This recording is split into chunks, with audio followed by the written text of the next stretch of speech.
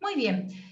Eh, Como dijo Jocelyn, mi nombre es Estela Plichodi, soy coordinadora académica del Centro de Idiomas de la Universidad del Pacífico y esta noche vamos a tratar de abordar y vamos a retomar y vamos a volver a indagar en posiblemente algunos temas de los cuales ustedes ya tengan conocimiento, pero la idea es que los puedan ver desde otra perspectiva para que se cumpla el objetivo de esta sesión, que es aterrizar la teoría en la práctica.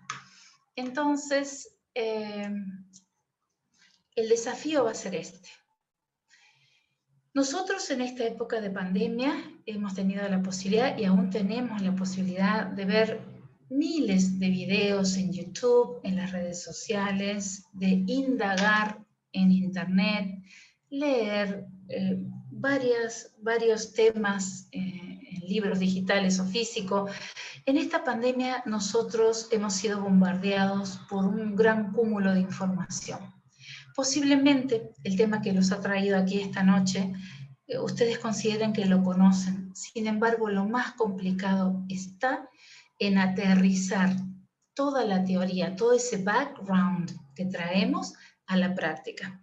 Y yo quise empezar con esta imagen, donde pongámonos un momento en los zapatos del piloto, donde un piloto que va llegando a Nueva Zelanda tiene que aterrizar un avión que lleva 150 pasajeros y lo tiene que hacer en este escenario. Un escenario donde ustedes ven los vientos cruzados, son esos agentes externos que a él le van a complicar el aterrizaje que debería ser smooth.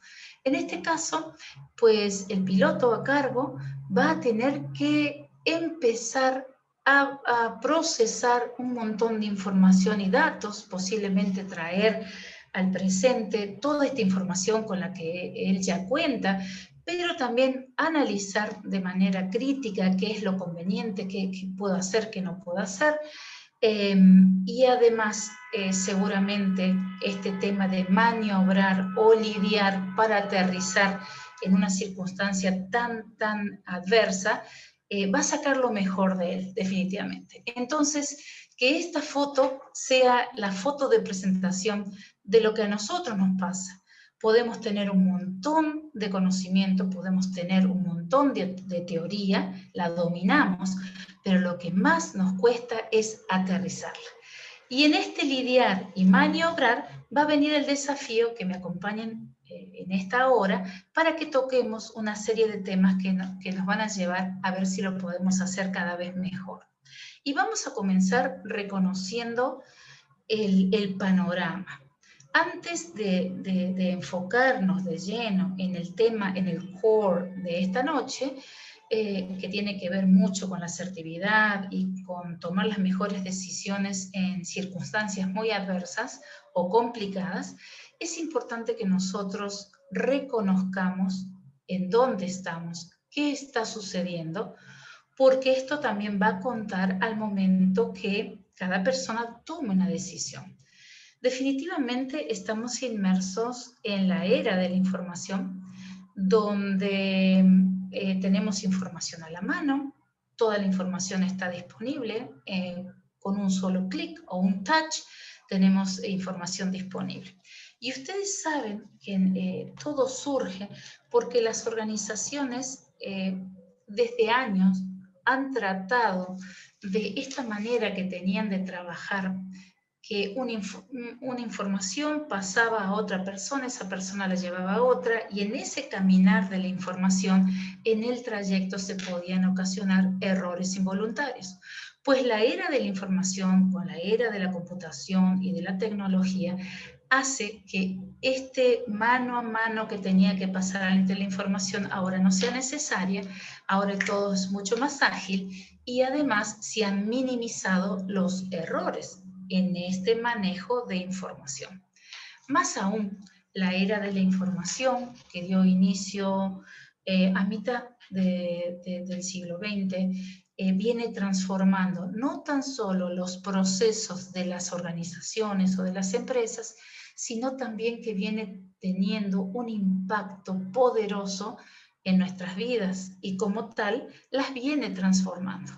Entonces yo quise comenzar con este tema de saber que estamos inmersos en la era de la información y que esto en cierta manera también interfiere y puede tener un impacto positivo como un impacto negativo ante cualquier decisión que podamos tomar. Vale decir, y es importante recalcarlo esta noche, que así como nos jactamos de que estamos viviendo en la era de la información, también algunas personas dicen que estamos viviendo en la era de la desinformación. En este último año de pandemia y particularmente en el año 2021 tenemos que ser muy, muy cuidadosos al momento de recibir una información, al momento de recibir una comunicación, un documento, porque es la era también de fake news. Así que atento con las noticias falsas. Bien, siguiendo en este tema o en esta línea, es importante, antes de abocarnos a las habilidades blandas, a la toma de decisiones y demás, es muy importante también reconocer que esta era de la información y de la tecnología nos ha traído la inteligencia artificial. Y así como la era de la información ya modificó en la manera en que las personas trabajan, se relacionan y demás, mucho más la inteligencia artificial. La inteligencia artificial ya llegó para quedarse y en este caso también tenemos que ser conscientes hasta qué punto esto impacta en nosotros, en nuestra profesión y en la toma de decisiones. La inteligencia artificial es un término que se comenzó a acuñar por el año 1982 y sin embargo hoy en día podemos mirar a nuestro alrededor, estamos ya haciendo uso de esta inteligencia artificial de manera increíble. Por ejemplo, cuando vamos a un centro comercial o cuando tenemos que cuadrar nuestros carros, todo se hace de manera robótica o de manera automática. Inclusive nosotros en el celular, cuando queremos utilizar nuestra posición, o usamos el GPS o utilizamos otra aplicación para movernos de un lugar a otro, ni que se diga cómo han proliferado los chatbots. Y los chatbots no son otra cosa más que cuando uno empieza a interactuar con los robots, ¿no? Que nos contestan de manera automática. Pero no todo está perdido, porque los otros días escuchaba a una amiga que con su celular le pedía información y el chatbot le decía, lo lamento, pero todavía no cuento con las competencias para resolver esa situación. Entonces, ¿por qué comento esto? Porque la inteligencia artificial, y bien, nos vamos a concentrar en emociones, en las habilidades blandas y demás, pero el impacto que la inteligencia artificial tiene en nosotros y en nuestras vidas es también un tema de consideración, y mucho más aún para saber cómo la inteligencia artificial viene transformando los trabajos, cómo viene transformando las profesiones. Y entonces de allí surge, que ya sabemos, esta noticia, ¿no? Que los robots están copando las fábricas. Ahora, miren este dato que tengo aquí para compartirles un momentito. Que la automatización eliminará 75 millones de empleos para el año 2025. Pero no todo el panorama es desalentador, porque se crearán a su vez 133 millones de nuevas funciones, según el Fondo de Economía Mundial. Entonces, la invitación ya de inicio, en este momento que vamos a compartir esta noche, es saber que estamos ante otro panorama. Estamos viviendo otra realidad. Y como dicen los expertos hoy, a causa de la pandemia, estamos inmersos en una nueva realidad.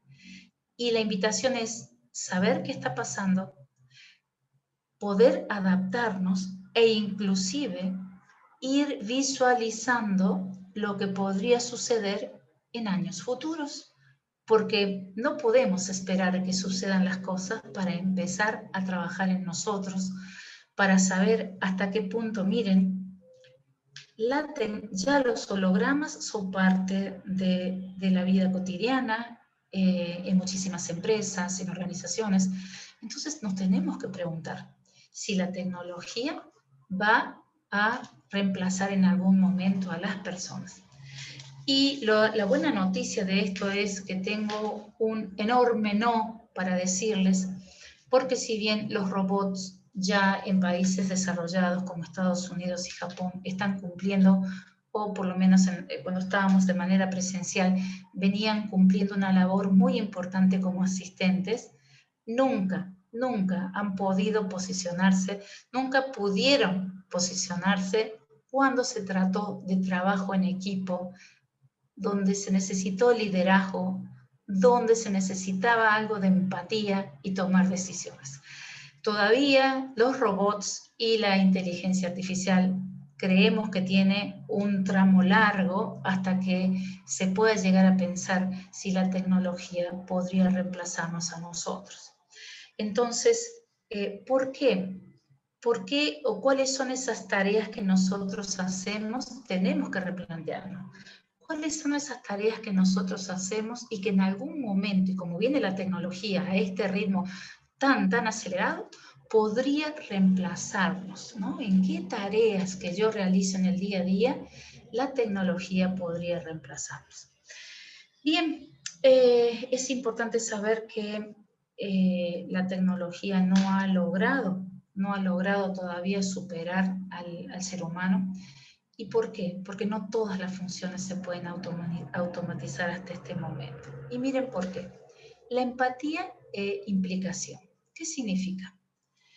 Un robot, por ejemplo, sí puede realizar una operación al milímetro, una operación de ojo, una operación quirúrgica, la puede realizar con una precisión increíble. Sin embargo, luego de que un paciente es operado, se va a necesitar muchísimo del expertise y la contención que el profesional va a brindar a ese paciente.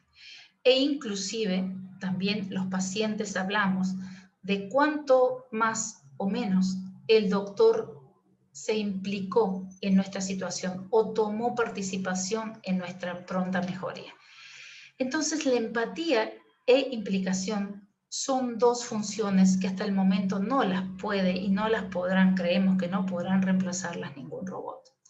Quisiera detenerme un segundo en esta palabra empatía, pues últimamente, y esto es un término muy nuevo, se está hablando de la ecpatía. Y la ecpatía, así, ecpatía, va muy de la mano con la empatía. Y es importante comentarles que es muy bueno ser empáticos, tener la capacidad de ponerme en los zapatos de la otra persona, brindarles contención, brindarles asesoría, brindarles bienestar, implicarnos en la situación que está viviendo la otra persona. Sin embargo, si el nivel de implicación es demasiado alto, se podría generar una contaminación en el aspecto inclusive emocional de la persona que está brindando la empatía. Entonces, los autores hablan que también es importante considerar la ecpatía. Y la ecpatía es compatible con la empatía y nos permite moderar el nivel de implicancia que nosotros vamos a tener en alguna situación. De esta manera, gracias a la ecpatía, se va moderando, se va regulando, y si bien podemos ser empáticos, no así caer en demasiada empatía que nos termina afectando al individuo que es empático. Me pareció muy interesante para tocarlo esta noche también, porque es un término relativamente nuevo. Recuerden, empatía y la ecpatía, lo que regula al nivel de implicación del empático, ¿sí? Bien, ¿cuáles son otras de las funciones que no se pueden automatizar hasta el momento y que son muy propias del ser humano? Es la iniciativa. Pues la iniciativa tiene que ver mucho con la proactividad. Ya sabemos que los equipos que cuentan con personal que toma la iniciativa, que está buscando de resolver alguna situación, definitivamente hace que esa empresa pueda mirar hacia otra dirección y tenga inclusive mejores resultados y gane mayores ingresos, ¿no? La creatividad es la palabra clave. La creatividad va muy de la mano con la imaginación y la imaginación con la innovación. Pues un robot puede ser creado para realizar ciertas funciones, pero hasta el momento no tiene iniciativa porque no puede leer el entorno, no puede leer el contexto tampoco, y mucho menos todavía ser creativo para atender alguna dificultad. El trabajo en equipo, donde las habilidades blandas son la clave también para que el equipo sea exitoso, es otra de las funciones que no se pueden automatizar aún y que nosotros, estas funciones, tenemos que tratar de desarrollarlas y llevarlas a un nivel superior en el que se encuentran en este momento. La adaptabilidad la adaptabilidad y la flexibilidad. Para el año 2025 van a ser también dos grandes cualidades que van a permitir al profesional y al ser humano en sí poder afrontar distintas situaciones, no tan solo en el trabajo, sino en la vida cotidiana. La aportación social, se habla que los robots simplemente están instalados y ellos cumplen una función. Sin embargo, nosotros como fuerza de trabajo, por ejemplo, una pyme o cualquier organización, pues nosotros aportamos y damos beneficios para la comunidad, pues los robots no. Y la comprensión del contexto, como dije anteriormente, que tiene mucho que ver con el entendimiento, el análisis crítico, el pensamiento analítico para saber qué está sucediendo y cómo abordarlo. Así que por el momento seguimos insistiendo en que la tecnología puede seguir avanzando a pasos agigantados, pero el ser humano cuenta con estas funciones y con estas características y con estas cualidades, aptitudes, que difícilmente un robot las pueda adquirir muy pronto. Bien, seguimos con el tema de aterrizar la teoría a la realidad. E insisto con este tipo de imágenes y fotografías, donde me pongo en los zapatos del piloto. Y si bien ellos tienen un entrenamiento y conocen, tienen el checklist y saben lo que tienen que hacer, pues a veces tenemos esos agentes externos que nos complican lo que nosotros creíamos en un momento que iba a ser fácil, pues lo complican. Entonces aquí viene esta nueva invitación para que estemos listos y podamos aterrizar la teoría más allá de la circunstancia en la que se nos presente este panorama, ¿sí? Bien, y antes de llegar al tema principal, he preparado para ustedes unas pinceladas. Las llamo pinceladas por no llamarlos temas de interés también, pero vamos a darle un poco de color a la realidad, ¿sí?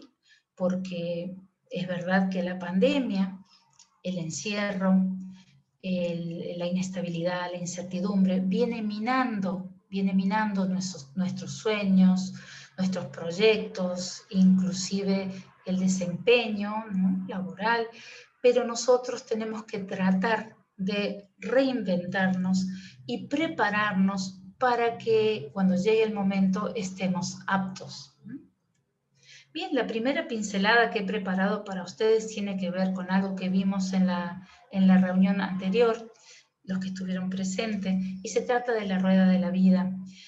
Es fundamental que la persona pueda tomarse un tiempo. La rueda de la vida es una herramienta muy útil y muy visual que se utiliza en coaching, y cada tanto, pero de manera también sistemática, tenemos que tomarnos un tiempo, dibujar un círculo, dividirlo en 8 segmentos, etiquetarlos con las áreas de la vida que nosotros queremos analizar, brindarles una puntuación que va del 0 al 10, cuando el 10 es la puntuación máxima, que quiere decir que estamos muy satisfechos con esa área de nuestra vida, pues la invitación hoy es a que analicemos cómo estamos, por ejemplo, cómo va el tema de la salud, cómo va el tema del ejercicio, cómo va el tema de las relaciones interpersonales, la familia, si hemos logrado separar un tiempo de ocio para nosotros, cómo va el proyecto, el prospecto de nuestra carrera profesional.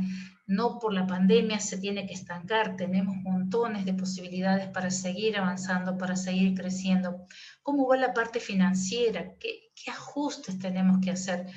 Si yo mido cada uno de estos segmentos y no estoy conforme con la validación que les doy, entonces esto me invita a replantearme cuáles van a ser los planes de acción que vamos a tomar para mejorar esa puntuación. Y de todas maneras, aquellas áreas a las cuales yo le haya dado una puntuación más alta, si por ejemplo estaban en un 8, ¿por qué no trabajar para conseguir un 9? O no, ¿por qué también pensar y llevarlas a 10? Entonces, como decía Albert Einstein, que la vida es como manejar una bicicleta, ¿no? Conducir una bicicleta. Si nosotros logramos mantener el balance, si queremos mantener ese balance, pues tenemos que seguir el movimiento, tenemos que seguir avanzando. Entonces, es otra invitación que hacemos esta noche a que más allá de la situación, el panorama, que puede parecer como esos vientos cruzados que mostré recién, nos haga difícil, ¿no? El avance, nos haga difícil concretar nuestros sueños, pues nada, ponernos en marcha e ir por más, ¿no? La siguiente pincelada que he preparado para ustedes, primero les voy a preguntar si se imaginan o que empiecen a pensar, ¿no? ¿Qué pueden ser esos números? Por si acaso no tiene nada que ver con un recuento de votos, no tiene nada que ver con ingreso final, absolutamente. Quisiera saber si tienen una idea a qué me estoy refiriendo con estas cantidades. No sé si en el chat se anima alguien a contarnos, a ver a qué se refieren estos números. A ver si tiene alguna idea a qué me refiero. ¿De qué se podría tratar?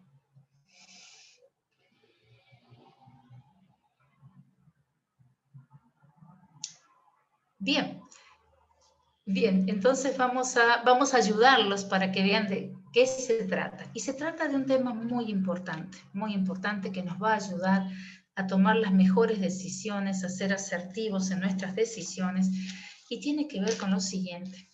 Los expertos dicen, los expertos hablan de que, a ver un segundito, al día tenemos aproximadamente entre 55.000 y 60.000 diálogos internos o conversaciones internas. Algunos autores han llegado a mencionar que pueden ser hasta 80.000 diálogos internos. Entonces, ¿por qué los traje hoy? Porque es importante. ¿Y cuáles son esos diálogos internos? Son cuando nos vamos preguntando, ¿lo hago o no lo hago? ¿Lo llamo o no lo llamo? ¿Le digo o no lo digo? ¿Lo escribo o no lo escribo? La palabra, que me miró así, me miró así, lo postergo, lo hago, viajo. Son todos esos diálogos, esas conversaciones internas que tenemos, pero fíjense, son montones, son entre 55.000 y 60.000 diálogos internos por día, de los cuales el 80% de ellos son negativos. ¿Cómo estos diálogos no van a tener un impacto negativo en nosotros, ¿no? Porque, en definitiva, tenemos que aprender cómo manejarlos, o tenemos que aprender a cómo moderarlos. Por naturaleza humana, nosotros tendemos a ser pesimistas y siempre va una idea negativa por delante, pero tenemos que aprender a luchar con eso. Pensar lo hacemos durante todo el día. Está bien pensar. Lo que no está bien es pensar siempre sobre lo mismo, y más aún si estos son pensamientos recurrentes y negativos que van minando nuestro día a día. Entonces, vamos a tratar, si estos diálogos internos vienen tan negativos e impactan en nosotros, el desafío de esta noche va a ser saber que nosotros sí podemos moderar estos diálogos internos negativos y empezar a trabajarlos para transformarlos en positivos. Muy bien, ¿y cómo lo haremos? Lo haremos con estrategias para moderar nuestros diálogos internos. ¿Y cómo lo haremos? Por ejemplo, primero tenemos que identificar qué estoy pensando y cuál es ese pensamiento negativo que me está minando todo el tiempo, lo recurrente. Una vez que lo tenemos identificado, vamos a tratar de atenuarlo. ¿Y cómo lo vamos a tratar de atenuar? Pues si es una dificultad que no hemos logrado solucionar todavía, tenemos que tomar acción para afrontarla, enfrentarla y de una vez resolverla. Y si no la podemos resolver, ya vamos a ver en breve, existe una solución.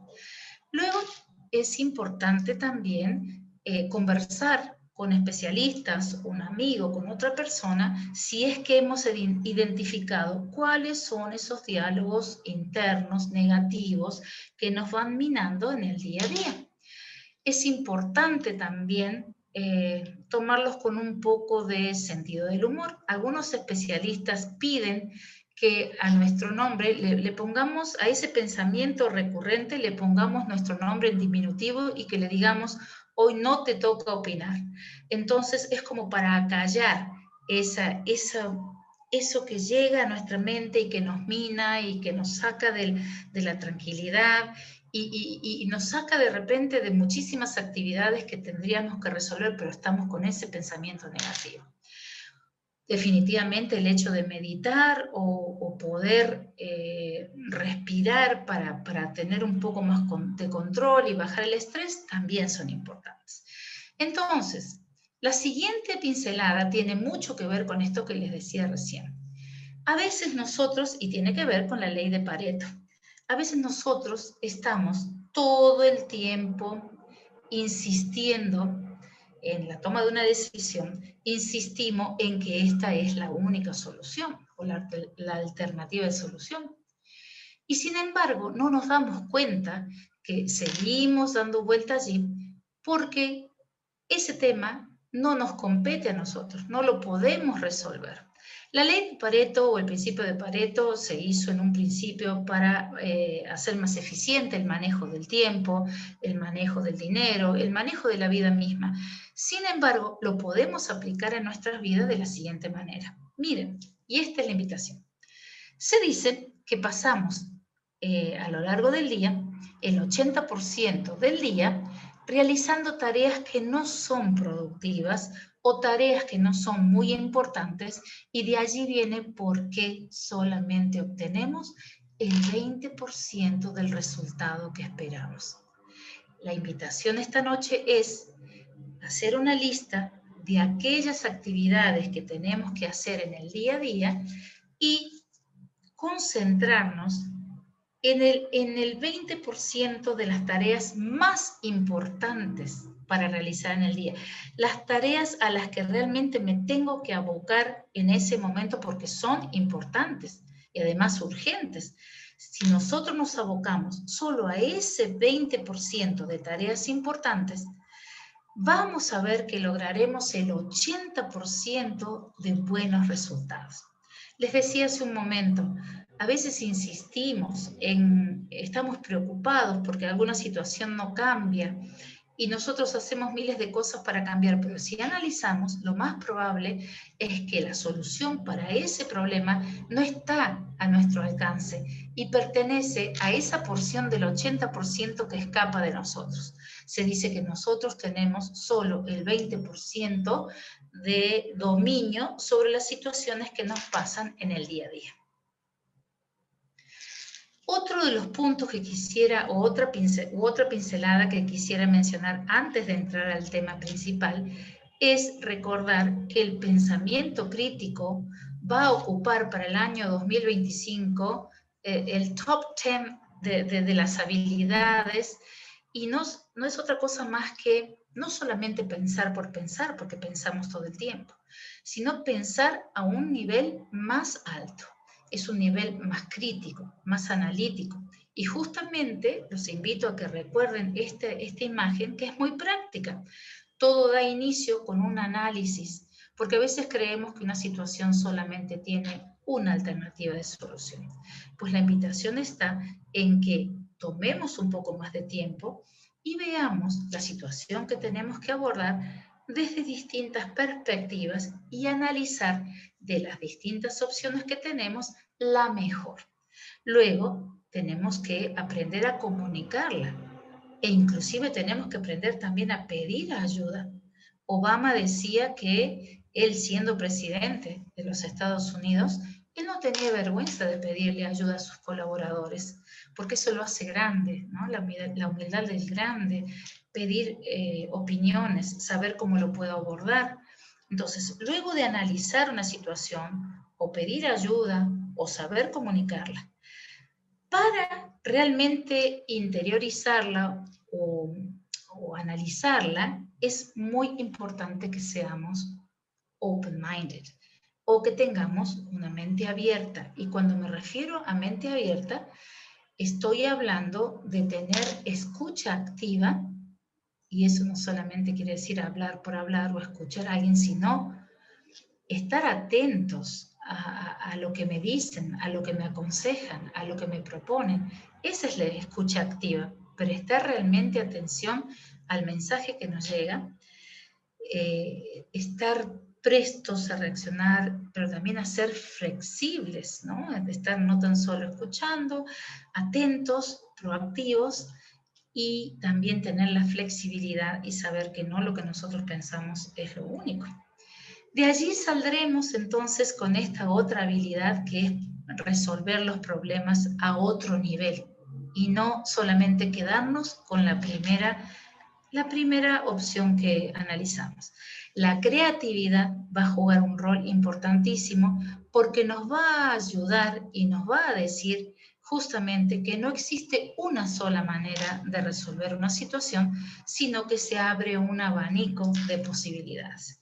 Entonces es importante también apuntar y ya ir cambiando nuestra manera de pensar, no pensar a este nivel, sino nosotros mismos esforzarnos para hacerlo de manera más analítica y crítica. Muy bien, y aquí les traje los resultados de un estudio que se realizó el año pasado, lo realizó la UNESCO, porque estaban viendo qué podría interferir y también qué facilitaba cuando los docentes o los maestros promovían el aprendizaje de las habilidades blandas, particularmente del pensamiento crítico. Y en este estudio el año pasado se descubrió, o les llamó la atención, que 3 actitudes marcaban la diferencia. Y estas 3 actitudes son open-mindedness, wholeheartedness and responsibility. Quiere decir, abiertos de mente para analizar una amplia gama de oportunidades, apasionado por lo que vamos a hacer, realmente comprometidos, tomar acción y que esa acción sea buena para el bien común, y responsables. La palabra responsabilidad juega un rol importante aquí también. Todo ello lleva a que para desarrollar la habilidad del pensamiento crítico debemos mostrar una predisposición para realmente, digamos, subir el nivel, ¿sí? Y llegar a este análisis de pensamiento crítico. Hay una pincelada, que la dejo en suspenso y la guardo para el final de la charla. Ahora vamos con las habilidades del siglo XXI. Rápidamente las vamos a repasar. Ustedes saben que estas habilidades fueron presentadas para el siglo XXI y fueron divididas en 3 grupos. Los 3 grupos son las habilidades para el aprendizaje, las habilidades que tienen que ver con los mecanismos con el proceso mental que nosotros realizamos para lograr adaptarnos a una sociedad, a un mundo que viene cambiando a pasos acelerados. Y estas se componen por las 4 Cs, que son el Critical Thinking, Creativity, Collaboration and Communication. De la primera ya tocamos bastante el tema, el pensamiento crítico. La creatividad también dijimos que tiene mucho que ver con la imaginación, y la imaginación definitivamente nos va a llevar a innovar. Y las empresas hoy en día necesitan personas que sean creativas, que se involucren, pero también que lleven a la empresa a otro nivel gracias a la innovación. Definitivamente la colaboración. Necesitamos aprender a trabajar en equipos. Es la distribución de los roles. Necesitamos ser muy empáticos, escuchar. Y justamente esto tiene que ver también con la comunicación, porque saben que trabajamos con distintas personalidades y como tal, lo que necesitamos comunicar no se lo vamos a comunicar de igual manera a 2 personas que tienen personalidades diferentes. Así que también hay que considerar esto al momento de que tengamos que enviar un correo, tener una reunión, programar reuniones o comunicar cualquier otro mensaje, ¿no? El siguiente grupo lo componen las IMT, que tiene que ver con cuánto nosotros conocemos con referencia a la tecnología. Y la primera tiene que ver con la información. ¿Cuánto somos nosotros capaces de leer, reconocer y aprender de toda la información que nos va llegando, tanto en estadística, en gráficos, por los distintos medios de comunicación? Entonces, es esa habilidad que nosotros vamos a tener para comprender toda la información que está disponible o que llega a nosotros de distintas maneras. Repito, leer PAIs, estadística, como así también cuando hablamos de media, es aprender a identificar cómo cada canal de comunicación va presentando la información. También tenemos que desarrollar una habilidad en esto. Y ni que se diga en la tecnología. Más allá de la edad que tenga la persona, no tiene que perder el entusiasmo por seguir aprendiendo para todavía considerarse competente en una sociedad altamente competitiva. El último grupo, que es un grupo muy importante y que va a estar directamente relacionado con lo que nosotros vamos a hablar dentro de un momento, son las habilidades para la vida misma, para la interacción de las personas. Y son las FLIPS. Flexibility, Leadership, Initiative, Productivity and Social Skills. La flexibilidad. Dicen que es una de las habilidades más difíciles de desarrollar. Y claro que sí, porque en cierta manera, cuando una persona va logrando un nivel académico o un posicionamiento en la empresa, pareciera que lo que piensa o lo que dice, eso es. Sin embargo, esta habilidad de la flexibilidad empieza por esto, ¿no? A saber que más allá del grado de instrucción que tengamos o que pudimos lograr, y más allá de todo el conocimiento con el que contamos, eso no hace que nosotros tengamos la última palabra o que por eso no escuchemos al resto de los miembros del equipo u otras personas.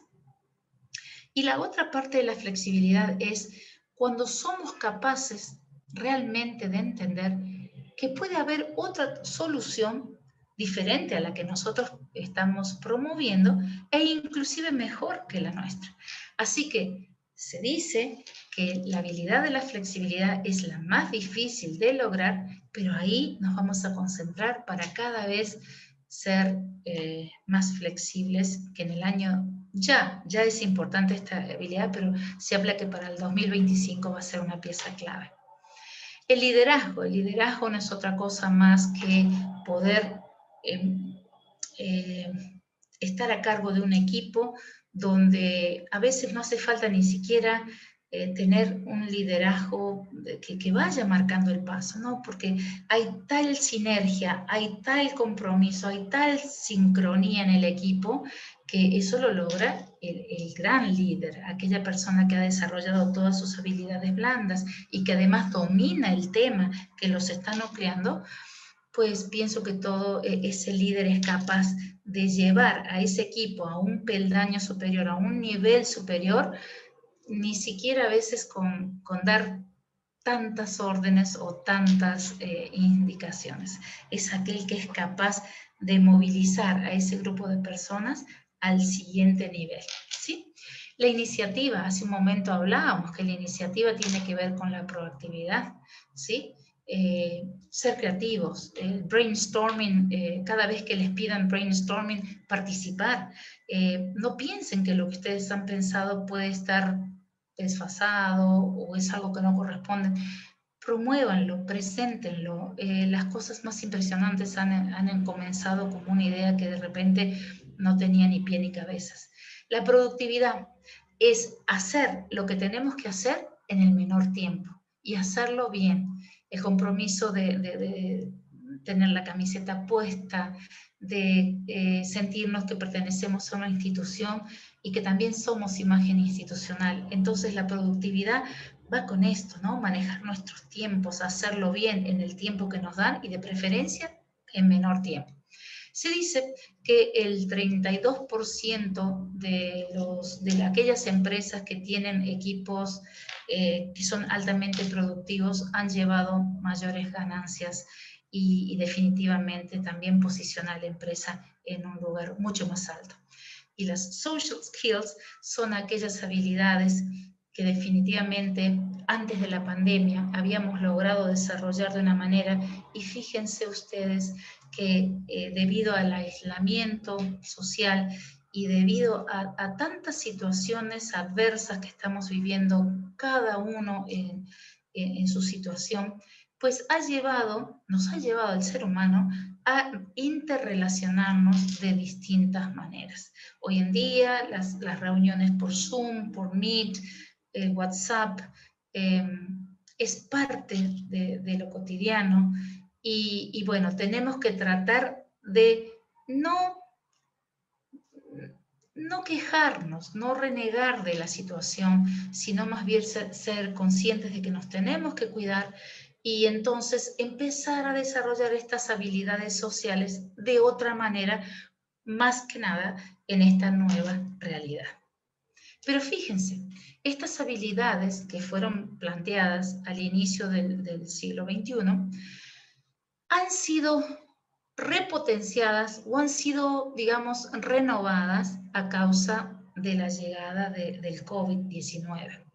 Y si bien en este cuadro que lo presenta la UNESCO, se pueden identificar algunas que otras habilidades, como por ejemplo el pensamiento crítico, la comunicación, la parte digital, la creatividad, están haciendo hincapié nuevamente en la empatía, y les recuerdo el término de ecpatía para que lo tengan presente, lo que nos ayuda a moderar, por si nos involucramos tanto ya después llega una contaminación en el aspecto emocional. La inteligencia emocional también la están proponiendo, la solidaridad. La self-regulation va muy de la mano con la inteligencia emocional, es autoconocerse, hacer un análisis, autorregularse para saber cómo actuar ante las distintas situaciones. La adaptabilidad es otra de las grandes habilidades de este post o del inicio de la pandemia, ¿no? La compasión que también viene sobre el dominio del conocimiento de, por ejemplo, temas como el luto, ¿no? Hay distintas maneras de demostrar nuestra compasión con tanta gente que lo necesita. Así que a informarnos también para saber cuál será la mejor manera en que nosotros podemos brindar esa contención al resto de compañeros de trabajo, familiares, vecinos y demás. El tema de la perseverancia y la resiliencia también se posicionan como dos habilidades más que necesarias para esta etapa en la que estamos viviendo a nivel mundial. Y si bien la perseverancia es importante, fíjense que los últimos estudios están enfocándose en la resiliencia. ¿Y qué es la resiliencia? Es algo que nosotros tenemos que aprender a desarrollar en nosotros mismos cada vez más. Y no se trata de otra cosa más que cualquiera sea la situación adversa por la que estamos atravesando, no dejar de avanzar, no dejar de cumplir con lo que tenemos que cumplir, no dejar de avanzar netamente, pero más allá de todo el panorama que puede ser adverso. ¿Sí? En cierta manera sería enfocarnos en tratar de seguir avanzando, buscando resultados más allá de las situaciones adversas por las que tuviésemos que atravesar. El tercer punto que he preparado para esta tarde, para esta noche, tiene que ver con el desarrollo de la asertividad. Y si bien es una palabra que está muy trillada,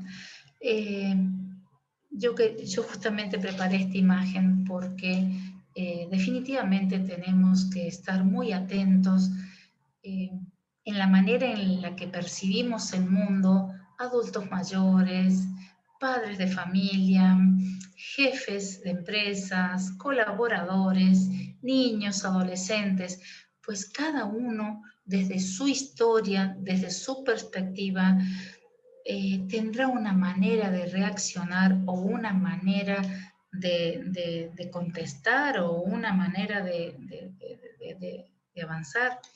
Entonces, a mí me gustó mucho este cuadrito que encontré para esta noche y donde dice que la asertividad es una de las habilidades sociales más importantes y que consiste en ser capaz de defender mi opinión y mis derechos propios, pero sin atacar a los demás.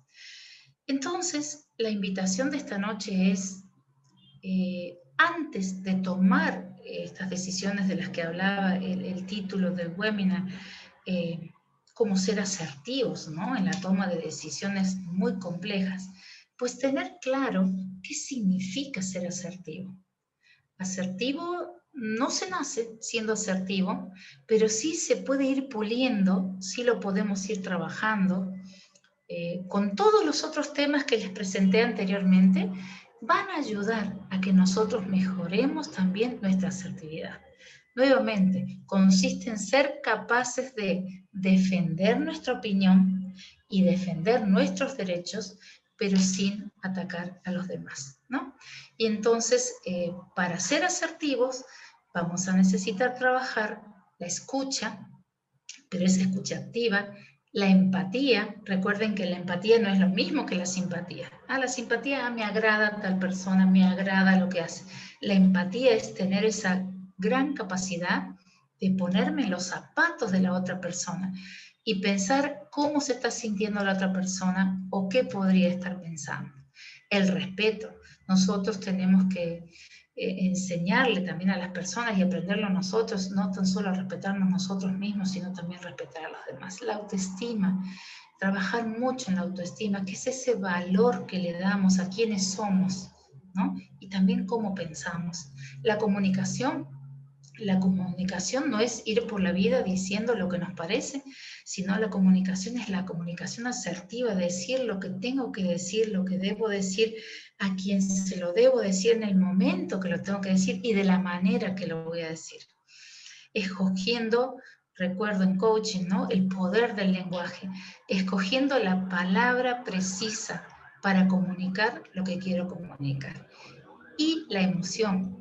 Es importante en el momento de ser asertivos, no tan solo pensar en la emoción que me mueve a mí, sino también en lo que puedo causar en los demás. Y fíjense, me encantó este dibujito, que si vamos también a conectarlo un poco con los diálogos internos que hablamos anteriormente, está comprobado que si nosotros a un pensamiento que venía negativo somos capaces de convertirlo poco a poco, o separarlo, o convertirlo en positivo, si nosotros somos capaces de cambiar nuestros pensamientos, pues estos pensamientos positivos me brindarán opiniones más positivas. Y de esa manera, estas opiniones, junto a los pensamientos, me van a traer a mí otro tipo de sentimientos, ya no tan negativos, sino también voy a tener un impacto en los sentimientos. Y obviamente que si se viene cumpliendo este impacto, también mis decisiones van a ser mejores y mis decisiones van a ser más asertivas, buscando siempre el bien común. Y en definitiva, todo esto va a cooperar a que mis conductas también sean cada vez mejores. Entonces, todo parte de esos diálogos internos, cambio mis pensamientos, cambio la manera en la que opino, cambio mis sentimientos, cambio la perspectiva, cambio los lentes con los que antes miraba la realidad, voy a cambiar mis decisiones, voy a tomar mejores decisiones y obviamente voy a tener mejores conductas también. La pincelada que les había prometido para esta hora de la charla es esta. Y tiene que ver mucho con la actitud, porque la actitud con la que afrontamos o con la que afrontas la vida lo es todo, ¿sí? Y entonces busqué en el diccionario cuál era la definición realmente de actitud, y la Real Academia Española menciona 3 definiciones de la palabra actitud, pero nos vamos a quedar con la primera, ¿no? Es un término que proviene del latín actitudo, y de acuerdo a la Real Academia Española, la actitud es el estado del ánimo que se expresa de una cierta manera. Yo me quedo con esta frase, ¿no? La actitud es ese estado de ánimo por el cual nos expresamos de cierta manera. Pero fíjense, la actitud es más bien una motivación social antes que solo una motivación biológica, ¿sí? No podemos nacer con una predisposición a una cierta actitud, sin embargo nosotros, en base al entorno donde nos vamos moviendo, lo que nosotros queremos para nuestra vida, vamos modificando y vamos trabajando inclusive en una actitud mucho más positiva ante la vida, inclusive más allá del panorama adverso que podamos tener. Y es entonces a partir de la experiencia que vamos teniendo, es que las personas adquirimos esta cierta predisposición que nos permite responder ante ciertos estímulos. Y una actitud es la forma en la que el individuo se adapta de forma activa a su entorno y es la consecuencia de este proceso cognitivo, afectivo, conductual. Entonces, justamente el hecho de modificar nuestra actitud, nos podemos apoyar en la resiliencia, ¿no? Ok, yo tenía estos planes, yo tenía esta meta, pero el terreno, el panorama es adverso. Vamos a mostrar esta actitud de lucha, una actitud positiva para tratar de no perder el objetivo que teníamos trazado antes. El quinto punto, entonces, tiene que ver muchísimo con lo que hablábamos al inicio. ¿Cómo aterrizaremos la teoría en la práctica? Y para ir finalizando, yo quiero utilizar este ejemplo. Me imagino que todos ustedes conocen, vieron algún video o tal vez han visto la película, creo que es con Tom Hanks, ¿sí? Del milagro en el río Hudson. Y como veníamos con el tema de los aviones y el término de aterrizar toda la teoría que podemos tener, todo el conocimiento que tenemos a la práctica, ¿sí?, a nuestra realidad actual, quiero cerrar con este ejemplo. Por un momento los voy a invitar a que sean empáticos con el comandante que estuvo a cargo de este espectacular episodio, ¿no? Yo les voy a contar que el comandante partieron a las 3:15 de la tarde, un día del aeropuerto La Guardia. Es un avión, una 320, ¿sí? Iba el comandante, iba el copiloto, 5 miembros de la tripulación y 150 pasajeros. ¿Correcto? A los 2 minutos que despegaron del aeropuerto, el avión impacta contra una gran bandada de gansos canadienses. Y esto ocasiona el bloqueo de las 2 turbinas e inmediata colapsan las 2 turbinas y se apagan. A solo 2 minutos de haber despegado del aeropuerto La Guardia. ¿Se imaginan? Estaban a 850 metros de altura recién, con los 2 motores apagados. Yo quiero que piensen lo que hizo el comandante. Ese comandante, ante esa situación tan impactante y tan adversa, primero mantuvo la calma. Es algo que destacan todos los especialistas. Fue capaz de mantener la calma. Seguramente él manejaba muy bien su inteligencia emocional. Él se conocía, el autoconocimiento, la autorregulación. Él y el comandante y el copiloto fueron capaces de mantener la calma. Siguieron, cuando tienen una emergencia, a los pilotos, miren, ahí ya va el avión con los 2 motores apagados. A los pilotos se les enseña que ante cualquier emergencia ellos tienen un checklist que van a ir cotejando, tienen que seguir sus protocolos, pero lo primero que les dice la torre, fly the plane, a volar el avión.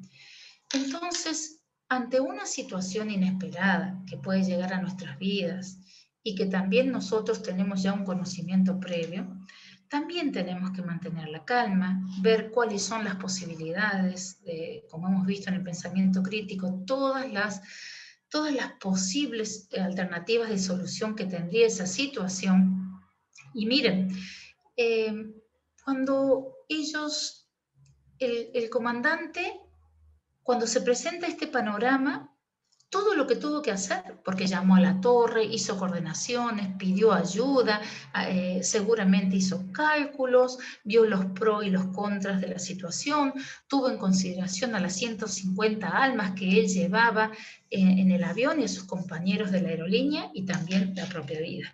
Entonces, ante una situación tan atroz, él decidió, ya que pasaba rasante el puente del río Hudson, ¿qué hizo él? Decidió amenizar.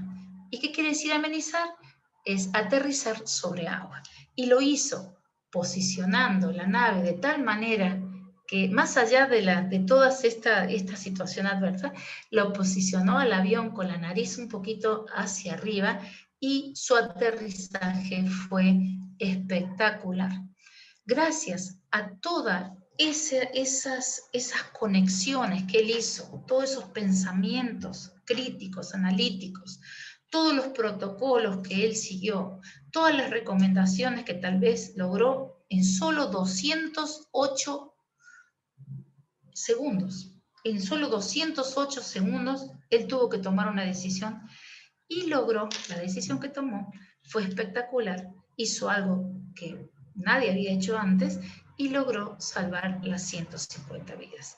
Entonces, la recomendación ante situaciones tan complicadas, más como las que estamos viendo ahora, siempre habrá más de una alternativa de solución.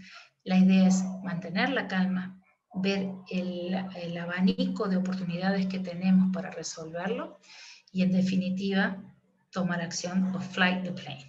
Espero que con estas pinceladas haberles llevado esta noche un poco de color a estos temas que a veces nos preocupan. Muchísimas gracias.